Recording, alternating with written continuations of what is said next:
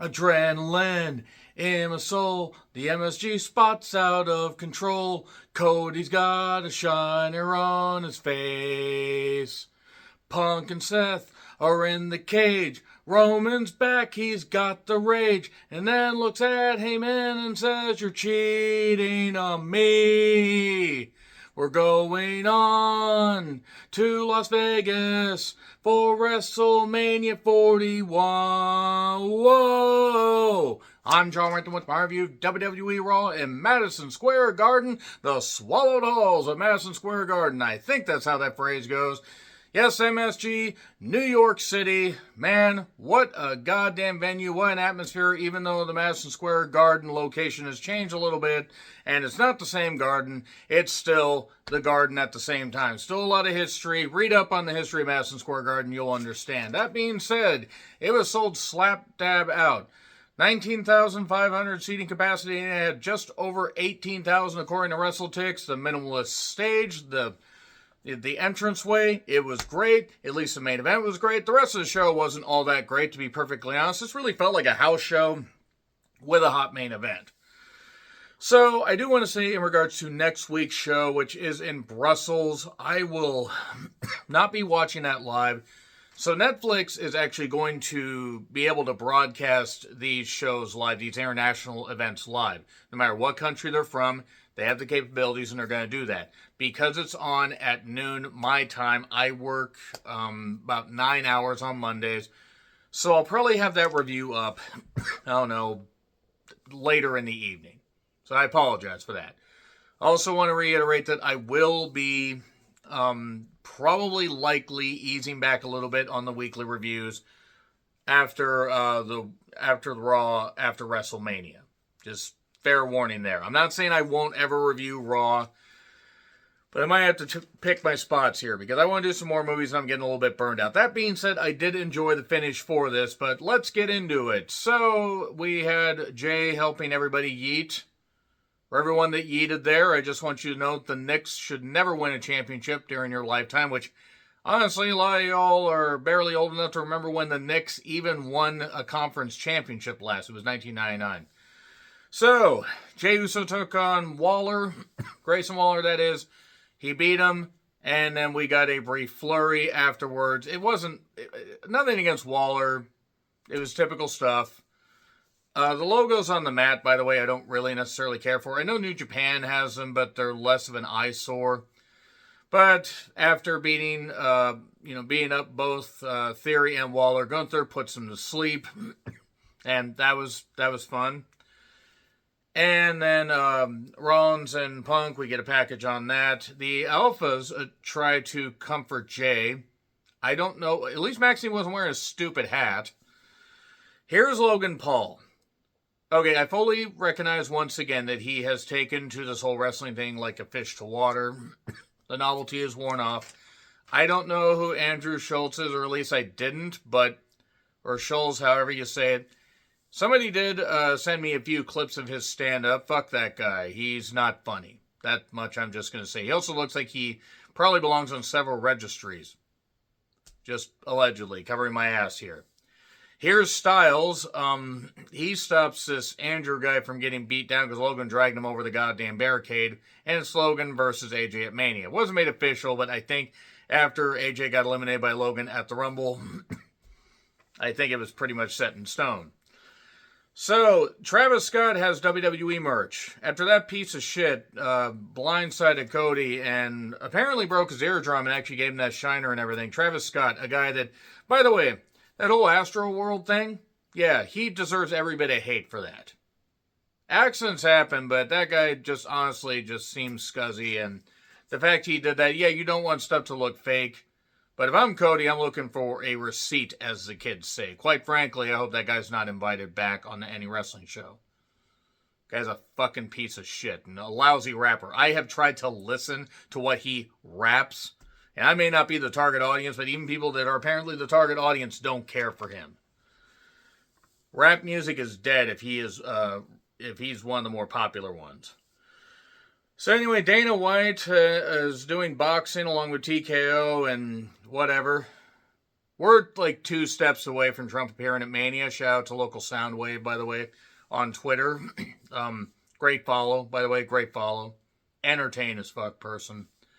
So, yeah, whatever. I mean, Dana White, the guy that slapped his wife. I mean, why should we really be surprised he wants to do, the stuff that he's doing? So we get cage match clips of Bruno and Ivan. And then we get Obafemi in the front row. I said, hit the kids with the title, Oba. And don't hit the kids. Just when they're not looking. Oba was watching on when Ray and Dragon Lee took on the New Day. The New Day had been in the ring for about 10 minutes by this point, by the way. Tornado tag. They struggle with the table. The crowd was into this. I wasn't, because the New Day had pretty much lost all of their momentum after that whole thing with Big E. Big E will probably never wrestle again as long as he has a great quality of life. That's fine. Yeah, they got new music. They're back to being the same New Day. Just whatever. This kept going. Xavier did, Woods went through a table. And then Gable in a U.S. Lucha mask showed up and attacked Ray and whatever. He got pinned. I think he attacked both guys. If this is what they have in mind for Gable, they might as well just let him go, because this is really stupid. I'm sorry, this is bad. Shrewmeister on Twitter actually said, it's Mr. America 2, Electric Boogaloo, as I said. So yeah, New Day pinned Ray, and then we got Balor and Steiner recaps. They're gonna have a match next week. Disband Judgment Day, please. Just disband Judgment Day. Get Liv a new tag team partner, because she cannot continue to carry Raquel. More on that in a minute. Cody comes out to a big pop. This is after we show some celebrities. Macaulay Culkin's in the crowd. Very happy to see he's doing well. Cody comes out to a pop. He's more fired up. He's more angry. He's more serious. He sounded a little bit rough as far as his voice. I hope he's all right. And he basically mentioned Cena. Cena got booed, and he said, John, I'm the captain now. Look at me. I am the captain now. So, that being said, they're going to be in the same building in Brussels next week. Alright, more celebrities and whatnot. And then we see recaps, or we see clips of Jimmy Snuka against Don Morocco from October 17, 1983. Just over 5 months after Jimmy Snuka got away with murdering his girlfriend, Nancy Argentino, and Vince McMahon paid off the cops. I'm not saying, by the way, that other promoters wouldn't have done stuff, and I'm not saying there wasn't shady shit going on. But yeah, that's a pretty big black cloud hanging over Vince. And Snuka, also a fucking guy, never faced goddamn, scrutiny. He never faced enough scrutiny, at least. He still made money in wrestling for years and years and years. So that means at least he's dead now. That's a good thing. I hope he suffered mightily. He didn't suffer nearly as much as Nancy did. So, next week, they're in Brussels. Bayley took on Raquel. Number 1 contenders match faced Lyra. And dear God, Raquel sucks. My word, Raquel sucks in the ring. Distractions, and Bayley got dropped on the table. Used the power of the booty to get back in the ring. Bayley is talented, but Bayley is not a magician, and Raquel won. Kathy is with Gable. And Gable denies that he was in the mask, and then shows somebody being arrested with the mask on. Many have speculated this could lead to Phoenix being under that, and maybe Phoenix is under Gable's tutelage, which I don't necessarily know is the best way to introduce him. I think it's kind of a bad way, but yeah, Gable said stuff. I was far too distracted by Kathy. My word, Kathy Kelly, with respect. If somebody is lucky enough to, have her wine and dine her and treat her like the queen that she is, that's all I gotta goddamn say, because Kathy Kelly looks fucking incredible. Absolutely fucking incredible. My word. My word. Good God, y'all. Again, good God, y'all. Jesus Christ. I mean, sorry. I'm okay. I'm perfectly okay. 1988. Again. It's like that scene in Liar Liar. I'm sorry. You know what scene I'm talking about. So, 1988, Savage against DiBiase in a cage, and Cole interviews Io. You deserve a chance. Io's happy to be going to Mania, then Bianca shows up, and Bianca's happy to face Io, and this wasn't a good segment. I mean, it ended okay. Rhea comes out after Cole had stirred the pot. or stirred the pot, rather. Because Bianca, like the stuff with Jade and all that, relays into her about the Jade stuff.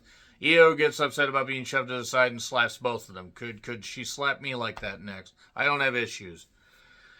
So, Seth Pheasant Rollins makes his entrance at 6:55, and it was about 8 minutes before the bell rang.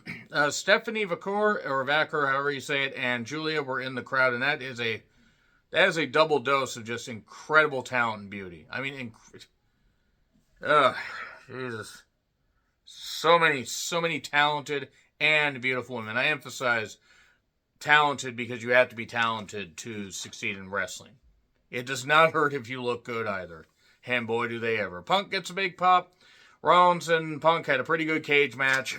I'm not going to get into the minutiae and the details of this, but it was pinfall submission or escape the cage, and neither man tried to escape the cage. They offered, hey, you can go out the door and end this and everything because we don't really care about winning the match. We're just trying to inflict punishment. A bomb into the cage wall for a break spot. Rollins takes over. We do get a GTS. A few too many kickouts, though I will say that. Punk falls down after hitting the first GTS. Hits a diving elbow to a pop.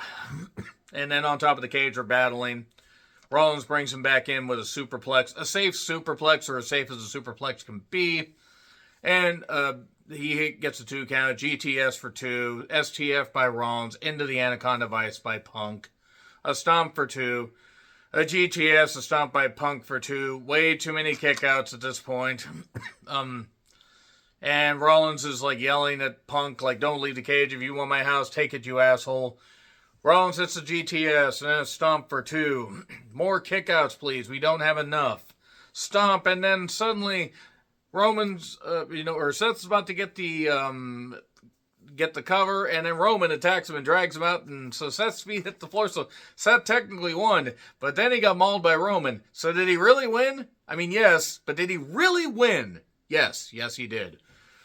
But he got beat down, and it looked like Roman was about to beat the shit out of him and slam his head on the steps repeatedly or do something really nasty. Pearson agent, stop that. No, Jason Jordan, don't stick your neck out. That's what caused your retirement. But suddenly Roman realizes that Paul Heyman is in the ring talking to Punk. How in the world did Paul Heyman sneak by anybody? Paul Heyman back in Madison Square Garden, where he started as a photographer. It's kind of funny. And then Roman bounces Punk into the cage. How dare you cheat on me, wise man? How dare you? So yes, once again, the Brussels Raw review next week will be later. Because the aforementioned work schedule I have, money's a lot more important. But yeah, so after the Raw, after Mania, expect a few less Raw reviews here and there if the shows aren't interesting. But for now, we are on the show to WrestleMania. So agree, disagree what I said, like, share, subscribe, Twitter, Letterboxd, Blue Sky handles in the description. I'm John Riplin. I'll see you soon.